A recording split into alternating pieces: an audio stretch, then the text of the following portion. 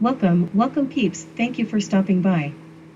Today we will continue the build of the 3-inch Phoenix rocket.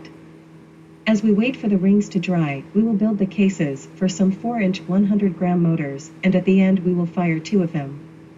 Come back later to catch part 5 where we continue the rocket build. Okay, while waiting on this glue to dry, and I'll go ahead and fix these 3 engines. These are 4 inches with a plain cap on the bottom, and going to have the rounded big box top on top. And I put just a little bit of Rockcrete in the top, because some of these I had that when I did recover them that had not exploded, the top was bubbled up right here. Some of them almost burnt through, so I thought I'd put a heat shield in there and stop that. And this is going to be the top of the nose cone. These nose cones for this rocket. These nose cones, I love that tree support. It's so easy to get on. It's amazing.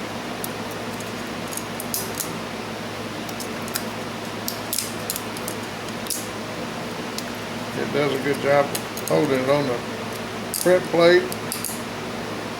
And again, I will brag on the Eagle Neptune printer with that gold plate. It's just amazing. When it's hot, it sticks like glue, and when it's cold, it will turn loose, and you can just pull it off with your hand. It'll just, sometimes it'll even just, depending on what the thing is, you touch it, it'll just fall off. So you can't get any better than that. So we got these little tabs on here that lock into the top of the nose cone. Everything on this one, these are loaded from the top once it's put together. And I left part of the tree in there, the support tree, as I put the cement in it to add the extra weight. I want about 2 ounces of weight on these short rockets to give them a chance to be stable. Anyway, I thought I'd show that while I was talking about the engines. And now I got to dig in here and get this thing out. This plug. Get him to stand up there, and then get a hold of him and snap him out. Now these are 1764s, which they didn't survive the 100 grams that I'm going to put in there, with a flat top on it, this style cap. And since I'm changing to this one, I'm hoping that 17 will tolerate that difference. I'll worry about that when I start putting it together. Right now we're going to punch this hole out and then put a paper tube in there, a paper washer to seal it up. So this is the way that I do it. Turn it upside down, put my little punch in there, take my hammer, give it a little tap. Got my finger bleeding. I thought it was, I scraped it the other day and I had glue on my fingers, and I thought it was a piece of glue, and I actually wound up pulling a piece of knee off. Made it start bleeding. And yes, it did not feel good, so now we got a hole all the way through. Maybe you can see it, maybe you can't. But anyway, it's all the way through. Now we're going to do the other 2 right quick. Same way.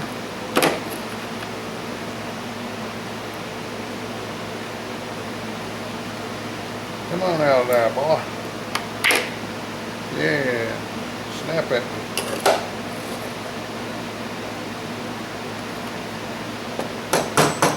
It's real thin up there where that top is, so it just requires a little bit of breakthrough force to get it to come loose.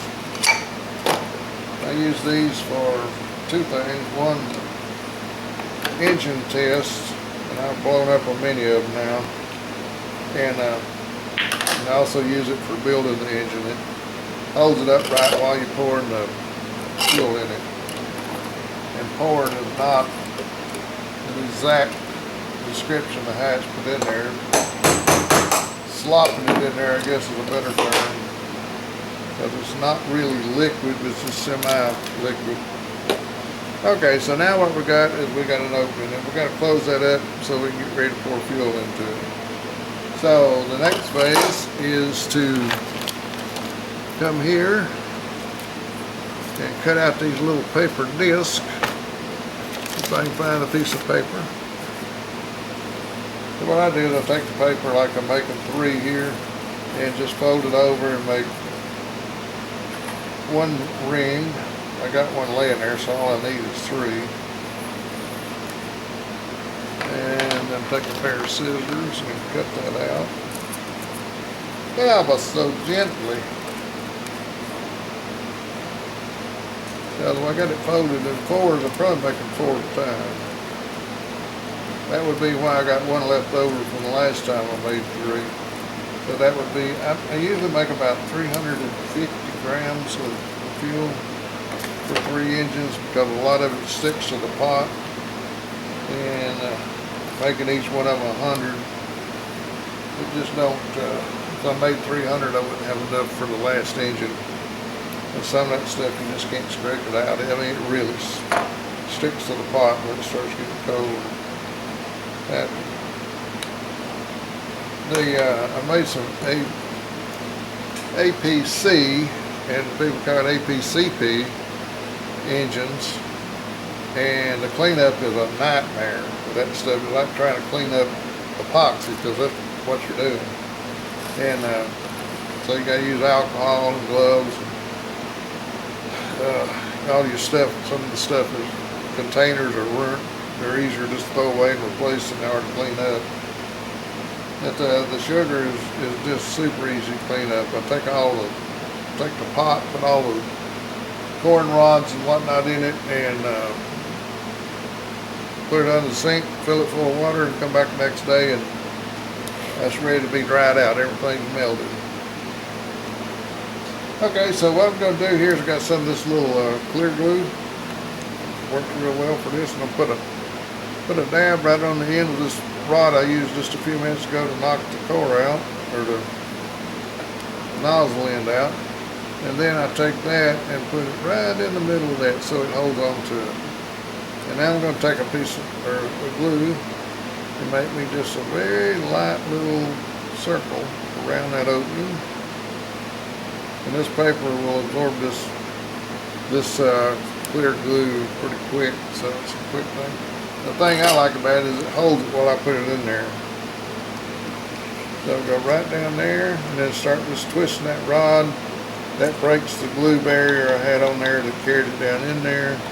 Now I'm tapping on it to get it seated. And when I get done, I got a seal there. But just to be safe, I'll put this back in it while the fuel is being poured into it. And take a piece of tape and seal it off. Nothing worse than pouring fuel in one end and it running out the other.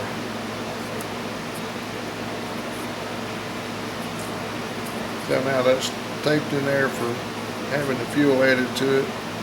And other than these cement runs here, this is ready to pour. I'll do the next 2. Same way I just did that one.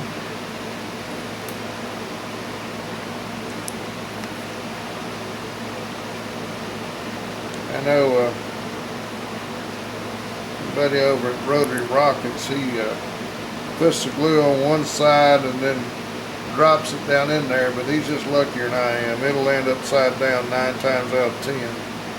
And then I got glue all over my fingers and hit the wall and everywhere else. And I said, well, there got to be an easier way that works for me, and this is what works for me.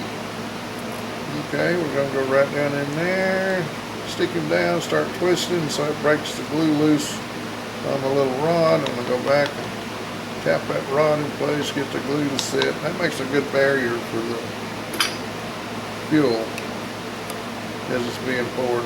And also, if I have to drill these out, which I'm not really a big fan of, but I've done it a few times now, I was going to throw some engines away because they were just 1364s, and I knew they'd blow up, so there wasn't no need to test them. And so I was timid about doing that. And one thing I like about that paper barrier is that if I have to drill it out, it would be keep anything from getting down in the engine. And that's done with a real low speed drill and a lot of body protection while it's being done.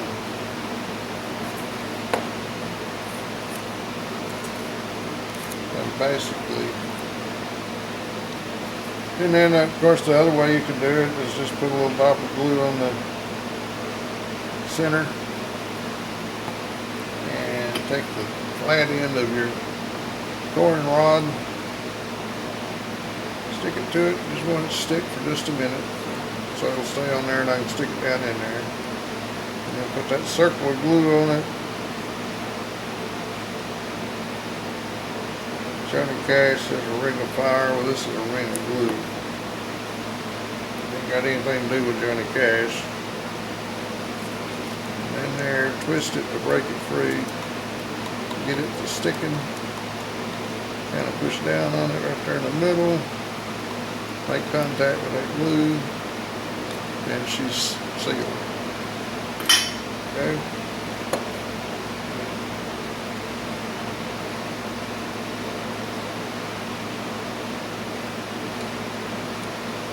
Now I'm going to stop the video here because we've got many people.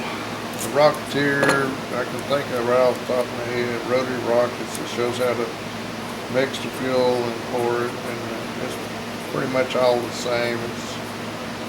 It's not a complicated process, but I'm not going to put that on my channel. No, there's no reason to repeat what somebody else is doing. And all I can tell you is if you make these, keep your safety in mind. They're not dangerous unless they're misused. And if they're misused, they can be very dangerous to you. You don't want anybody to lose any body parts or gain any PVC parts from one exploding. And this is the cut down in that fin to fit over the ring. Maybe that's always just a little too far away. So you got the ring that's inside the tube there. And of course this is a solid ring, but that's got the center cut out, and then so the rocket's just going to fit over it. Just like that, so you get a real good lock when it's glued in there. You don't have to be that deep. You know, the paper is going to tear before this glue joint breaks, most likely. Never say absolute. Say most likely. Or theoretical. Or in theory. Never nail yourself down to something. Okay. Well, I'm going to mix the fuel, pour it in these things, and I'll come back when I put the tops on them maybe. And by then the ring should be dry so we can start putting the fins on. I decided to tack on 2 engine tests to the end of this video. The first one is a F42 4-inch 100 grain with a 1364 nozzle. And if you'll notice the very center of the engine, the pipe section, you can see the orange glow as it heats up and burns. The area they're in is a little bit shaded, and I had never seen that before this video. And the G62, the next one, is very much obvious.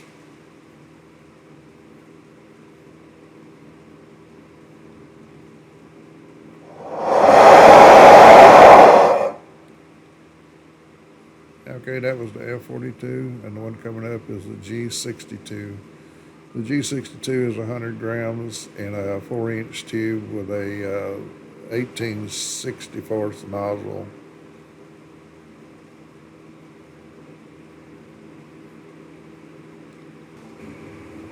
Okay, on this G62, the difference in the two engines is this one has a 3/4 inch bore, the other one had a 1/2 inch bore in the center. And you can see the orange glow in this one a lot better.